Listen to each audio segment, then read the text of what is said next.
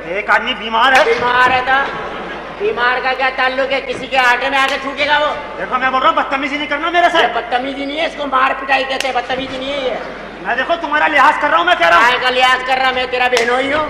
काय का लिहाज में तू भी लड़, तू नहीं लड़ रहा। तू मेरे को जानता नहीं है, मैं बता रहा हूँ। तू कौन है बे? कौन है? तूने माशरती उलम लिखी है? कौन है तू? वहाँ पे खासा क्यों तू जाके? देखो एक आदमी बीमार है यार। बे बीमार है तो टीबी वार्ड में जाके दाखिल हो। तेरे को तो मैं देख लूंगा बेटा। अबे बेटा किसको बोल लिया बे? बेटा बोल लिया बे? बेटा लग रहा है तुमको? बेटा लग रहा है? ये दोनों कान उखाड़ दूंगा और नथनों में लगा दूंगा, बता रहे हो। मालिक है, तीनों दुकान इन्होंने किराए पे दिया, 18 मकान है इनके। तो आपने बताया नहीं, बैठो ना। बैठ की नहीं रही क्या? जाए वहाँ बैठो, जहाँ कुर्सी है वहाँ बैठ जा। उतना चाय मारो चार, ये बच्चों का गप है।